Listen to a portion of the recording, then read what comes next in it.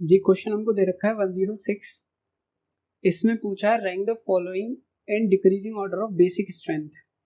तो ये जो एनायन दिए हैं इनको हमको क्या लगाना है, बेसिक स्ट्रेंथ में लगाना है।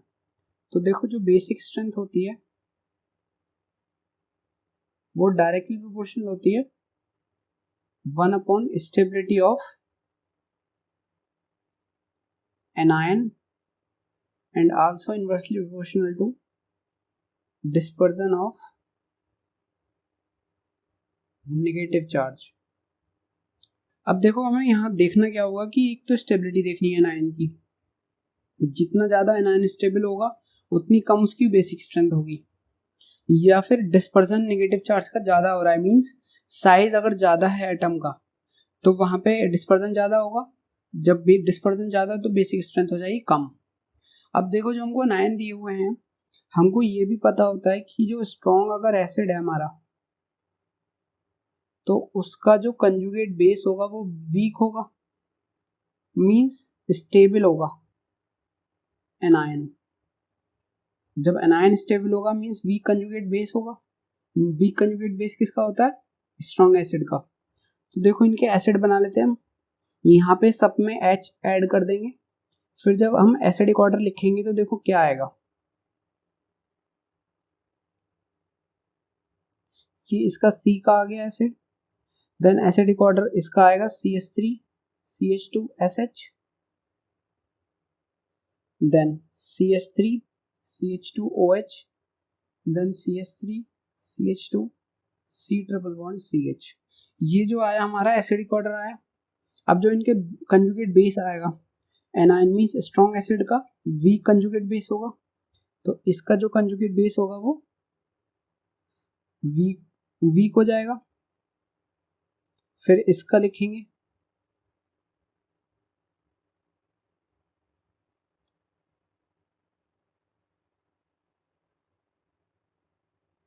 अब देखो इसमें कंफ्यूजन होता है कभी कि ये वाला ये बेसिक कैसे स्ट्रेंथ इसकी कम है, क्योंकि देखो यहाँ पे एस का जो साइज है वो ओ से ज्यादा है। जब यहाँ डिस्पर्जन क्या हो रहा है, जब साइज ज्यादा है तो डिस्पर्जन नेगेटिव चार्ज का ज्यादा होगा, जब डिस्पर्जन ज्यादा होगा तो बेसिक स्ट्रेंथ कम हो जाएगी, इसलिए इसकी बेसिक स्ट्रेंथ कम है। तो ये ऑर्डर जो आएगा C B D and A, ये जो ऑर्डर दिया हुआ है हमको वो ऑप्शन नंबर C में दिया हुआ है, तो इसका ऑप्शन नंबर C करेक्ट है।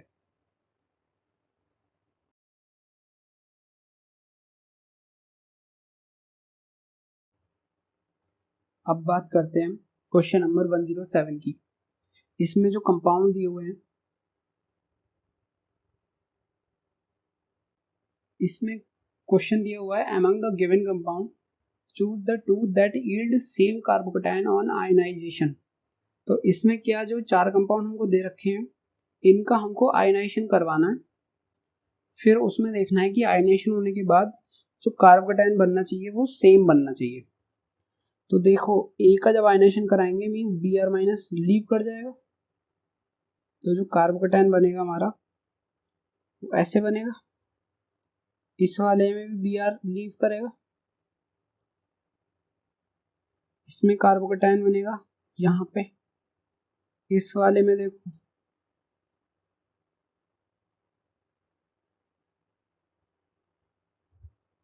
और इस वाले में।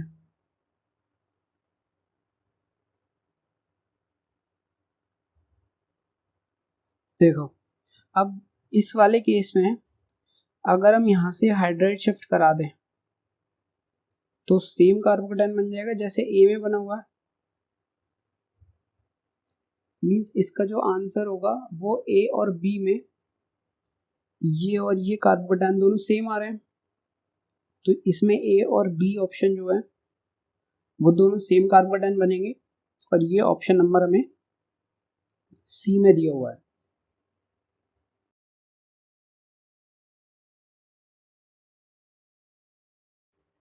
देखिए क्वेश्चन नंबर 109 में हमसे पूछा है इन sets A and D only one of the set is incorrect regarding the basic strength। तो देखो इसमें क्या होना है कि इसमें कोई भी एक जो सेट है हमारा वो इनकरेक्ट है अकॉर्डिंग टू बेसिक स्ट्रेंथ, वो हमको फाइंड आउट करना है कि कौन सा सेट इनकरेक्ट है। तो देखो फर्स्ट वाले केस में क्या हो रहा है कि यहाँ पे NH2 के लोन पेयर है, N के पास अपने लोन पेयर है, यहाँ पे पीएच क्या है, इसके जो N के लोन पेयर है वो फिनाइल के साथ रेजोनेंस में इन्वॉल्व है। यहाँ पे देखो दो फिनाइल रिंग है, एक ये वाली है और एक ये वाली है। तो यहाँ पे क्या हो रहा है, ये जो लोन पेयर है हमारे वो इसके साथ भी रेजोनेंस में इन्वॉल्व है और इसके साथ भी, यहाँ पे सिर्फ इसके साथ, और यहाँ पे कोई रेजोनेंस नहीं है। तो इसकी बेसिक स्ट्रेंथ सबसे हाई होगी और इसकी सबसे लीस्ट होगी, मीन्स ये ऑर्डर जो है हमारा वो करेक्ट है। सेकेंड केस में देखते हैं। सेकेंड केस में क्या दिया हुआ है कि देखो यहाँ पे जो लोन पेयर है ऑक्सीजन नाइट्रोजन के, जो नाइट्रोजन के लोन पेयर है, देखो 2 पाई इलेक्ट्रॉन ये हो गए, 2 पाई इलेक्ट्रॉन ये हो गए और 2 ये हैं। तो ये रेजोनेंस में इन्वॉल्व होंगे और ये क्या कर रहे हैं हमारे 6 पाई इलेक्ट्रॉन बना रहे हैं कंजुगेशन करके। अब 6 पाई इलेक्ट्रॉन क्या होता है, हकल रूल फॉलो हो रहा है, मीन्स ये क्या हो गया, कंपाउंड एरोमेटिक हो गया और इसके जो लोन पेयर है वो एरोमेटिसिटी में इन्वॉल्व है। तो यहाँ पे प्रोटोनेशन नहीं होगा, इसलिए ये वाला हमारा लीस्ट एसिडिक होगा। यहाँ पे देखो लोन पेयर में कोई रेजोनेंस इन्वॉल्व नहीं है, यहाँ पे sp2 हाइब्रिडाइज नाइट्रोजन है, लोन पेयर प्रेजेंट है, यहाँ पे sp3 है और ना कोई रेजोनेंस है, तो ये मोर स्ट्रॉन्ग एसिडिक होगा, सॉरी स्ट्रॉन्ग बेसिक होगा। तो यहाँ पे बेसिक करेक्टर वाला करेक्ट है। अब देखो डी वाले केस में देखते हैं, यहाँ पे CH3 क्या कर रहा है, प्लस आई इफेक्ट लगा रहा है और प्लस H लगा रहा है। बेसिक स्ट्रेंथ का क्या होता है कि प्लस आई और प्लस H के डायरेक्टली प्रोपोर्शनल होता है, मीन ज़्यादा अगर प्लस आई लग रहा है इलेक्ट्रॉन डेंसिटी बढ़ेगी, प्लस H लग रहा है इलेक्ट्रॉन डेंसिटी बढ़ेगी, तो नाइट्रोजन की इलेक्ट्रॉन डेंसिटी बढ़ेगी तो इसका बेसिक करेक्टर भी बढ़ेगा। ये NO2 क्या कर रहा है, इलेक्ट्रॉन विड्रॉ कर रहा है, मीन्स इलेक्ट्रॉन डेंसिटी यहाँ पे कम कर रहा है, तो यहाँ पे इसकी बेसिक स्ट्रेंथ कम हो जाएगी। तो ये जो और यहाँ पे सिर्फ रेजोनेंस है, यहाँ पे कोई ग्रुप नहीं है जो अपना इलेक्ट्रॉन विड्रॉइंग इफेक्ट या इलेक्ट्रॉन डोनेटिंग इफेक्ट लगा रहा है, तो ये ऑर्डर भी हमारा करेक्ट है। अब देखो ऑप्शन नंबर सी में कैसे पूछा है, ये हमको दिया हुआ। अब देखो यहाँ पे क्या है, जो केस हमने यहाँ पे बात करी वो यहाँ पे लगेगा, तो ये इसका जो एसिडिक करेक्टर होगा वो लीस्ट होगा, तो इसलिए ये ऑर्डर हमारा इनकरेक्ट है, ये वाला ऑर्डर हमारा इनकरेक्ट है, इसलिए जो ऑप्शन नंबर सी है वो करेक्ट ऑप्शन है इस केस में।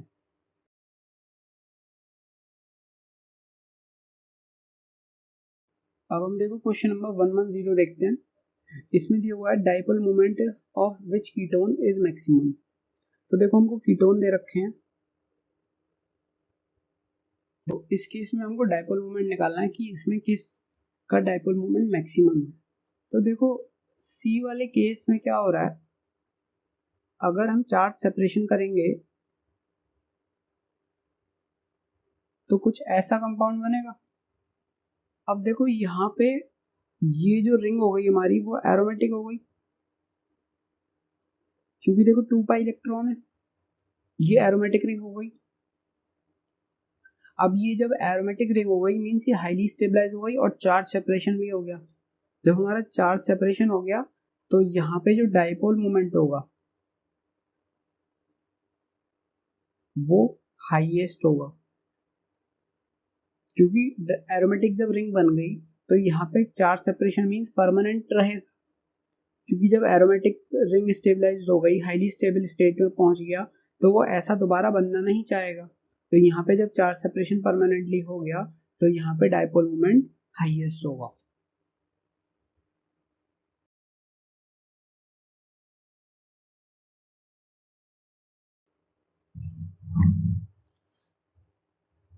देखो 111 क्वेश्चन में हमसे पूछा है correct order of basic strength of given amine, तो हमको ऑर्डर दे रखा है अमीन्स का।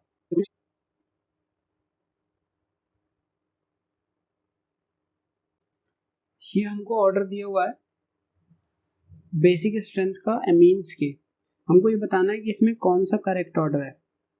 तो देखो हमको क्या याद रखना होगा कि अगर प्रोटिक सॉल्वेंट दे रखा होगा या एक्वस सॉल्यूशन दे रखा होता तो हम मिथाइल की केस में कौन सा ऑर्डर लगाते हैं, 2 degree, then 1 degree, 3 degree, last में हमारा अमोनिया आता है। तो देखो यही ऑर्डर लगा हुआ है मिथाइल के केस में, ये 2 डिग्री में अमीन है, ये 1 डिग्री, ये 3 डिग्री एंड देन अमोनिया। तो ये ऑर्डर हमारा करेक्ट है। अब देखो अगर इथाइल दे रखा होता है तो इथाइल के केस में 2 degree, 3 degree, 1 degree, then amine, ये ऑर्डर लगाते हैं हम इथाइल के केस में। तो देखो वही चीज दे रखी है, ये 2 डिग्री है, ये 3 डिग्री है, ये 1 डिग्री और ये एमीन एमोनिया, तो ये ऑर्डर भी करेक्ट है। गैस फेज में क्या लिखते हैं, 3 degree, 2 degree, 1 degree and then ammonia. देखो वैसे ही दे रखा है, ये भी 3 डिग्री है, ये 2 डिग्री, ये 1 डिग्री और ये अमोनिया है, तो ये ऑर्डर भी करेक्ट है। मींस ऑप्शन 4 हमारा करेक्ट होगा।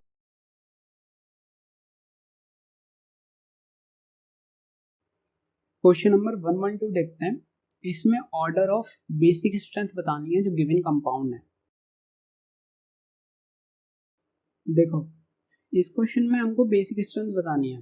तो देखो बेसिक स्ट्रेंथ कब काम करती है, जब हमारा प्लस आई इफेक्ट ज्यादा हो रहा है या प्लस एच इफेक्ट ज्यादा हो रहा है या प्लस एम इफेक्ट। तो इन केस में हमारी बेसिक स्ट्रेंथ होती है वो इनके डायरेक्ट प्रोपोर्शनल होती है। तो देखो फर्स्ट वाले एक वाले के स्ट्रक्चर में क्या है, ये एनिलीन दिया हुआ है। एनिलीन की जो एन की जो लोन पेयर है वो रेजोनेंस में इन्वॉल्व होंगे बेंजीन रिंग के साथ, तो वहां पे रेजोनेंस इन्वॉल्वमेंट हो रहा है, इस वजह से जो बेसिक कैरेक्टर होगा इसका वो कम होगा। अब देखो यहाँ पे क्या हो रहा है, इसके जो लोन पेयर है इधर तो इन्वॉल्व हो रहे हैं लेकिन इधर से हमारा प्लस आई इफेक्ट भी लग रहा है। इस केस में यहाँ इन्वॉल्वमेंट हो रही है रेजोनेंस में, लेकिन इधर से प्लस आई और इधर से प्लस आई, मीन यहाँ 2 जगह से प्लस आई लग रहा है और यहाँ 1 जगह से प्लस आई लग रहा है, यहाँ सिर्फ रेजोनेंस इन्वॉल्व है। अब देखो इस वाले केस में क्या लग रहा है, हमारा ऑर्थो इफेक्ट लग रहा है। और हमको क्या पता होता है कि जब एनिलीन के केस में ऑर्थो इफेक्ट लगता है तो वो बेसिक कैरेक्टर हमेशा डिक्रीज करता है। मींस ये जो डी है इसका जो बेसिक कैरेक्टर होगा वो सबसे कम होगा। तो मींस डी का जब बेसिक कैरेक्टर सबसे कम होगा, अब हमको ए बी और सी में कंपैरिजन करना है। तो देखो यहाँ रेजोनेंस और यहाँ रेजोनेंस है, लेकिन यहाँ पे 2 प्लस आई है, यहाँ 1 प्लस आई है और यहाँ 1 प्लस आई इफेक्ट नहीं है। और प्लस आई इफेक्ट जब भी होता है जब बेसिक स्ट्रेंथ इंक्रीज होती है। तो देखो सी सबसे ज्यादा होगा, देन बी होगा एंड देन ए होगा। और ये जो ऑर्डर है हमारा, ये ऑप्शन नंबर दे रखा है सी में, तो हमारा इसके लिए ऑप्शन नंबर सी करेक्ट होगा।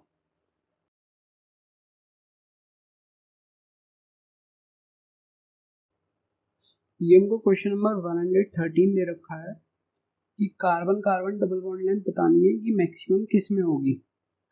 तो देखो कार्बन सिंगल बॉन्ड कार्बन है तो उसकी बॉन्ड लेंथ सबसे ज्यादा होती है, फिर carbon double bond carbon, then carbon triple bond carbon. तो देखो यहाँ पे डबल बॉन्ड तो हमको दे रखे हैं पहले से, ठीक है। कार्बन कार्बन डबल बॉन्ड की बॉन्ड लेंथ निकालनी है हमको। तो देखो हाइपर कंजुगेशन के केस में क्या होता है कि अगर हम हाइपर कंजुगेशन दिखा रहे हैं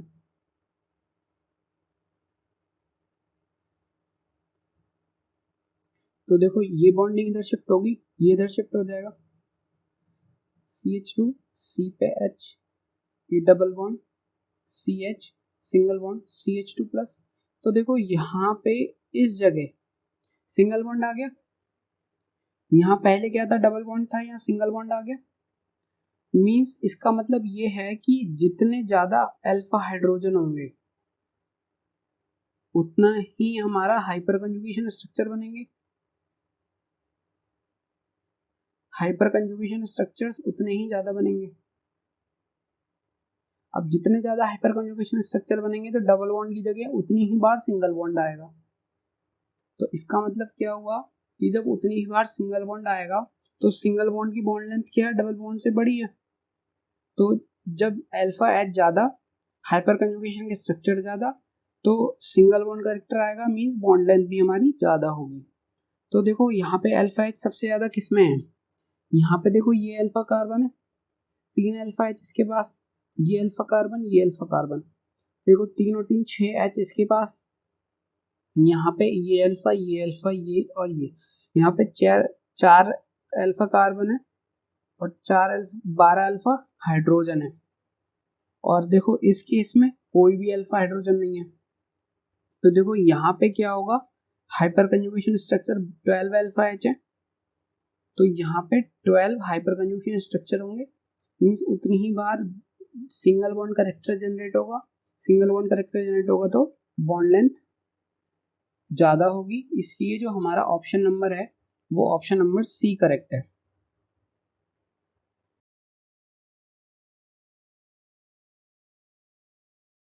देखो ये हमें क्वेश्चन दे रखा है 114th, इसमें पूछा है which has maximum dipole moment. तो देखो इसमें हमको डाइपोल मोमेंट बताना है। डाइपोल मोमेंट कब आएगा, जब यहाँ पे पोलैरिटी जनरेट करके देखेंगे हम। तो देखो ये बेंजीन है, इसमें कहीं पोलैरिटी जनरेट नहीं होगी। ये नेपथलीन है, इसमें भी कहीं पोलैरिटी जनरेट नहीं होगी।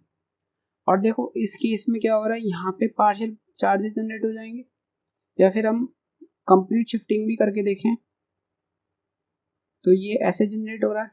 लेकिन यहाँ स्टेबिलिटी का, यहाँ देखो यहाँ स्टेबिलिटी नहीं है इसकी, क्योंकि यहाँ पे जो है ऑक्टेट कंप्लीट नहीं है इसका। अब देखो इस केस में पोलैरिटी जनरेट करें तो देखो यहाँ पे कैसे होगा, यहाँ पे पॉजिटिव और यहाँ पे नेगेटिव।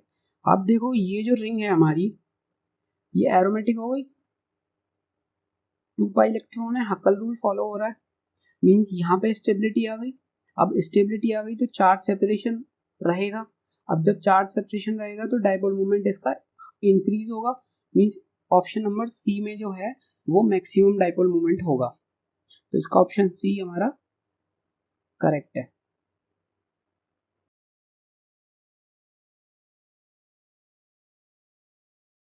क्वेश्चन नंबर 115 देखते हैं। इसमें बेसिक स्ट्रेंथ बताना है, जो हमें कंपाउंड दे रखे हैं उनकी। ये हमको कंपाउंड दे रखे हैं, इनकी हमको बेसिक स्ट्रेंथ कंपेयर करनी है। तो देखो इस वाले केस में क्या हो रहा है, ये ET3 है ना, यहाँ पे क्या हो रहा है कि एमीन जो है इन्वर्जन प्रॉपर्टी शो करती है, मींस एमीन इन्वर्जन हो जाएगा। यहाँ पे ये एमीन इन्वर्जन हो जाएगा। ये इस एमीन इन्वर्जन की वजह से ये लीस्ट बेसिक होगी, ठीक है। अब देखो इस वाले केस में ये सिर्फ एक नाइट्रोजन है, और यहाँ पे क्या हो रहा है कि ये जो एल्काइल ग्रुप है हमारे, ये एल्काइल ग्रुप है, तो इनका प्लस आई इफेक्ट लग रहा होगा। अब इस वाले केस में क्या हो रहा है कि एक नाइट्रोजन दूसरे नाइट्रोजन पे क्या कर रहा है, माइनस आई इफेक्ट लगा रहा है अपना। जैसे अगर ये नाइट्रोजन है तो इस नाइट्रोजन पे इसका माइनस आई लग रहा है, और इस नाइट्रोजन पे इसका माइनस आई लग रहा है। तो जब दोनों एक दूसरे पे माइनस आई इफेक्ट लगा रहे हैं, माइनस आई इफेक्ट क्या करेंगे, इलेक्ट्रॉन डेंसिटी विड्रॉ करेंगे, मींस बेसिक कैरेक्टर डिक्रीज होगा। और इसका लीस्ट बेसिक है, तो देखो second, then third and then first, ये हमारा बेसिक कैरेक्टर ऑर्डर होगा। और ये जो हमें ऑप्शन नंबर में दे रखा है वो ऑप्शन नंबर है, ऑप्शन है सी। ये हमको ऑप्शन नंबर सी में दे रखा है।